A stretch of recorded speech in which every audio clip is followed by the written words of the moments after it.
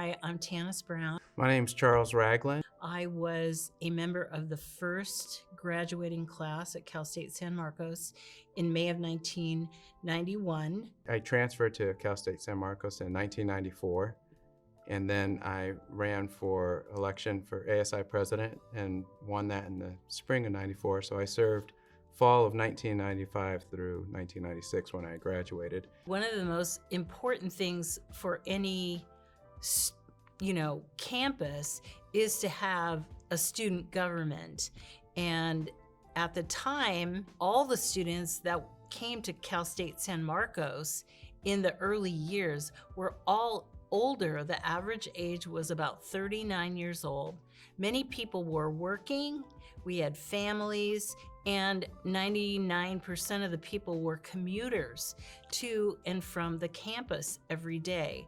And so student life was probably very far down on the scale of what we were going to do. But the administration felt it was really important to gather this information as well as create an opportunity for students to have a voice with the development of a brand new campus. We were the first campus in 21 years to be built from scratch in California. There were 3 buildings, Craven Hall, there was and then 2 academic buildings. And so the quad was sort of the center of student life. And so that's where events would be held and vendors would be out there.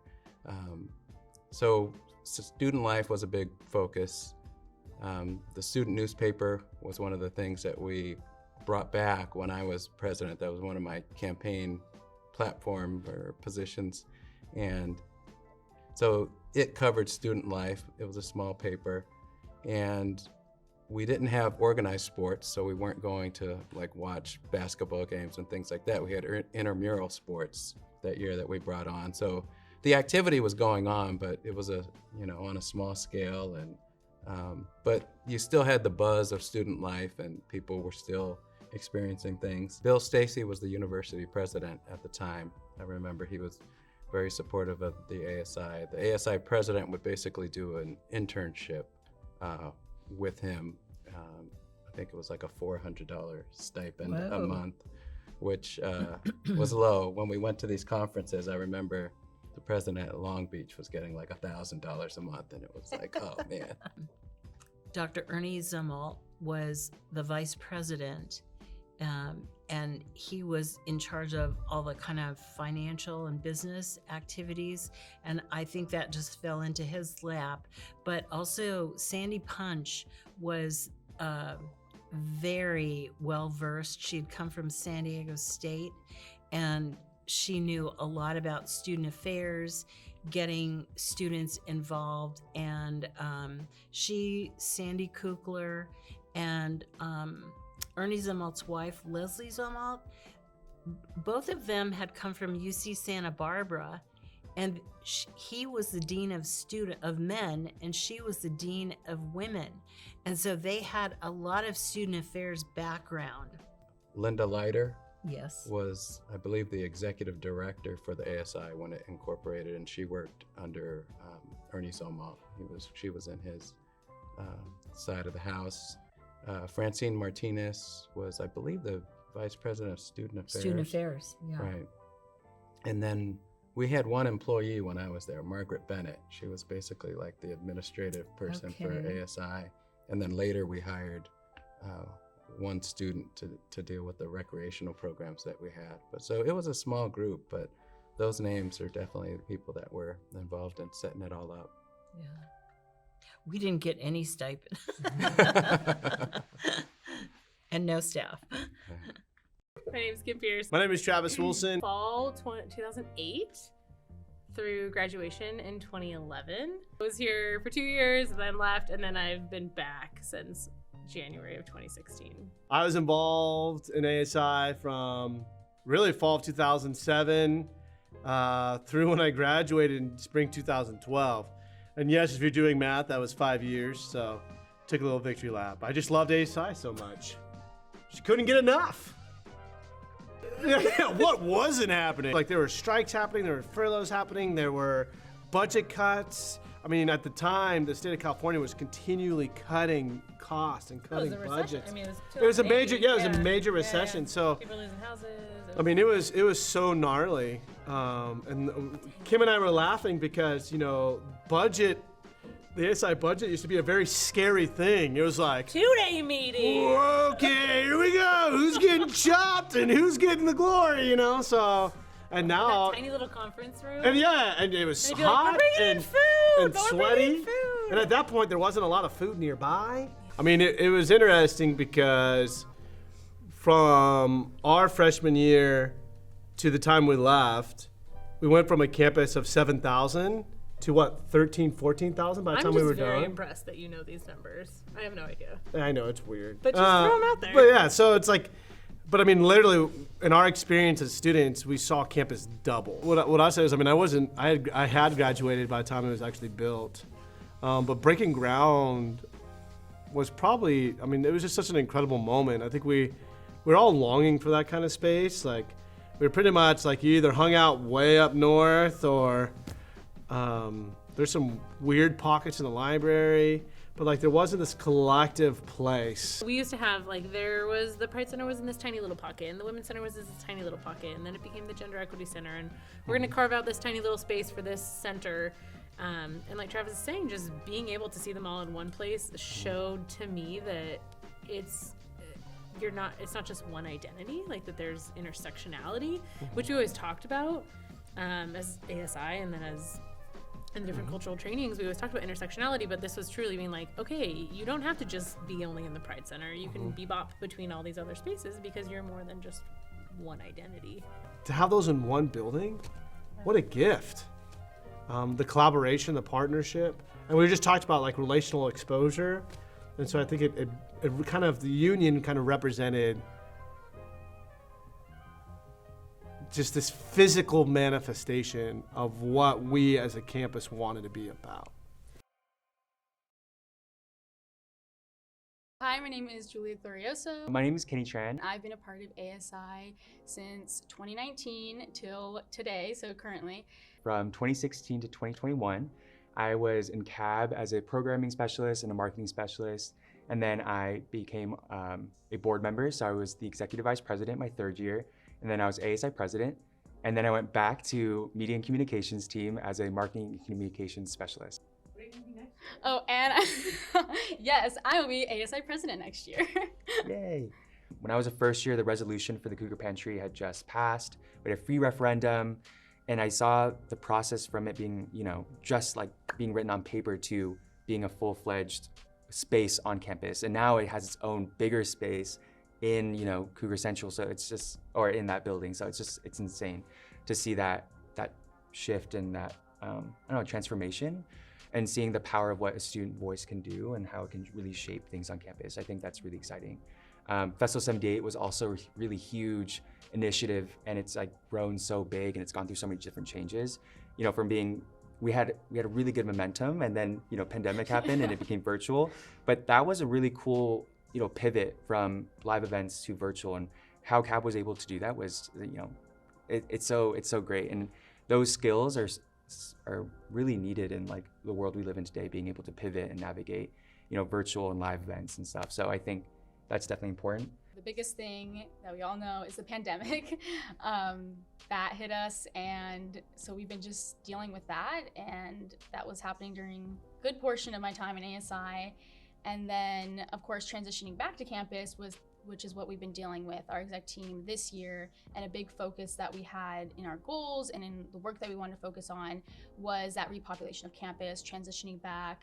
There was a lot of different feelings about it from students, faculty, staff, like everybody. So just like balancing that and like trying to navigate the right way to like, do we encourage vaccines? Do we not, like, where do we take a stance on that? Because everything was like so controversial. And just like navigating that was hard. And really dictated what we wanted to focus on, which is really just like making students feel comfortable coming back and like introducing them back to like campus, what it means to be a CSUSM student, what it means to be a Cougar. And so that's been like a lot of what we've been focusing on, and we're still getting there, right? Like we're still like in a pandemic technically. So, you know, there's still things going on with like mask conversations happening right now and everything. So that dictated a lot of what's been happening. I would say my favorite part about summer onboarding, other than being able to bond with all the execs and whatnot, I think a presenter that really stood out to me was probably Scott Gross. He really broke down the structure of how campus works and the politics behind it. And not only that, but how we kind of fit in that and how powerful students are and where we belong in the circle. And I think for me, that was really enlightening to see how, what is a student role in this and how can we impact change? And for me, that was really enlightening. And after that, me and Scott became really close. He actually was my mentor. And so he helped me through a lot of difficult times too during my presidency. So I really owe a lot to him too. He was a really good listening ear to me. So yeah, definitely meeting him during summer morning was good. A lot of our trainings were virtual because it was still a weird time. We're trying to transition back and everything was still, a lot of it was virtual. So a lot of the presenters we met with were virtual, but President Neufeld invited us over to her house, which I thought was really cool. And just getting to be in that environment, because a lot of that would have happened if we were in person over the years when I was in ASI, but we totally missed out on that in-person part. So anything that was in person, that was my favorite. So going with them was just a fun experience. It was kind of weird being there, just navigating being in her home. She had a super cute dog. And there's a few others that were a part of her team. I forget what they're called, but the cabinet. The cabinet, yeah. Mm-hmm. So it was just nice and sharing with her our ASI goals for the year, because she's an important partner, communicating that and trying to push forward our ASI goals and stuff. So that was just fun, and building a relationship with her since she's the head of our university, so she's super important. Yeah. What are you gonna do? Yeah, come on. The viewers want to know. Future of ASI, that's a big question, but I think that going into this year, and this might be even beyond my year, but is the Wellness and Recreation Center. That's something, that resolution was written, 2017, I think? I think that was a year. 2018. And I know Dylan was trying to push for it this year, and it's still something that's a work in progress that we're trying to get created for our campus, which I think is super important, and something that I want to continue to focus on is mental health, since that's kind of been my thing during my time in ASI. I think I still want to push forward mental health for sure. And with that, the Wellness and Recreation Center, I think, is integral to our student success as our campus is continuing to grow. And I think just continuing those conversations, definitely something that I'm going to do next year with our exec team. We have one academic year to accomplish something. We can either be at each other's throats and accomplish nothing, or we can work together.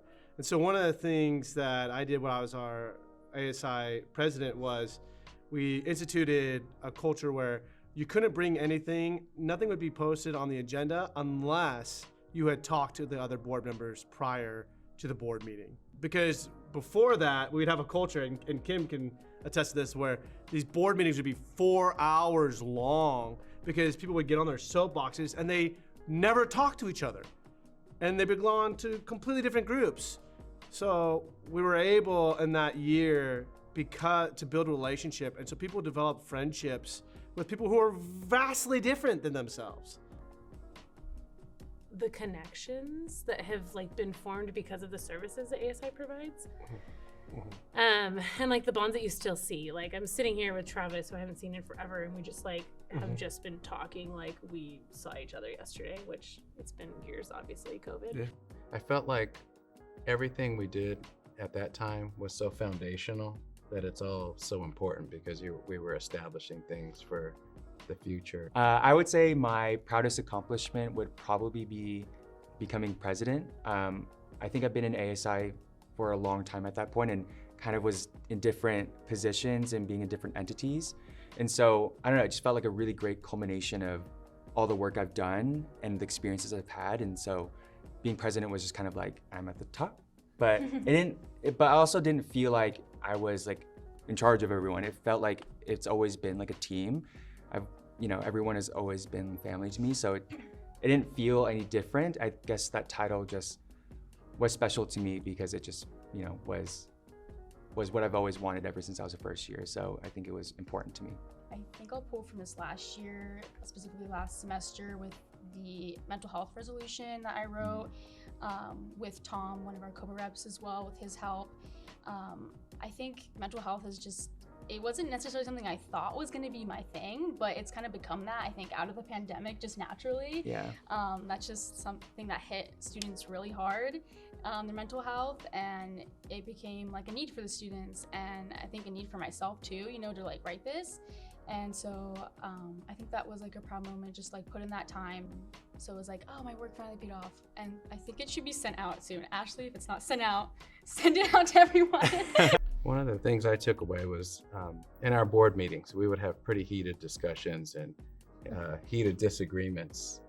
There were times when people would just resign on the spot during the board meeting because they were so upset about something.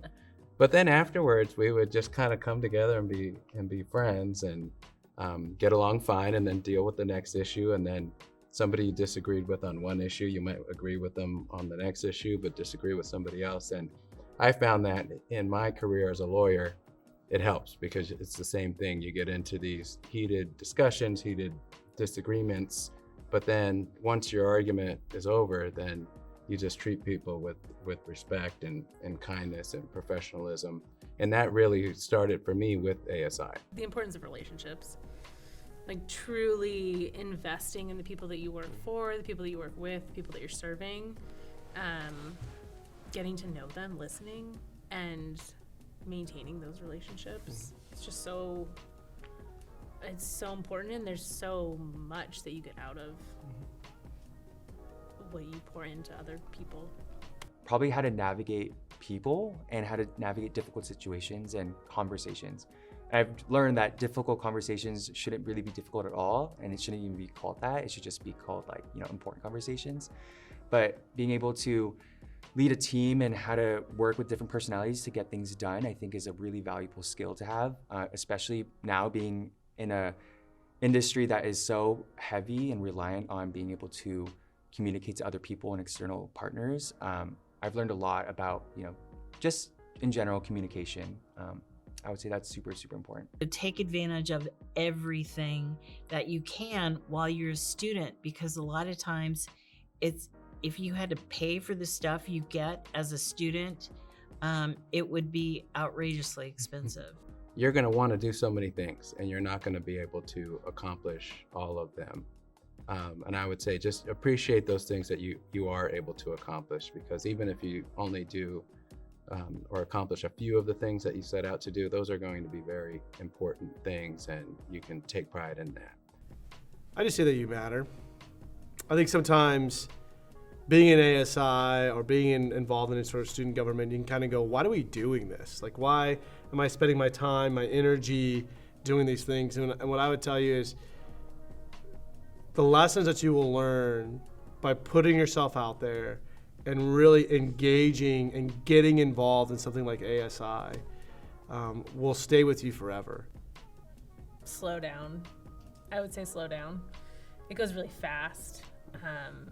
Soak it up, like take moments to reflect, because there's things that you're learning that you don't realize how valuable they are to you later on. Just don't take things personally, have fun, you know, because the work that you are doing is so important and it does impact lives. No matter if you don't see it, I think it's there and people feel it. And that I'm proud of you too. Thanks for joining.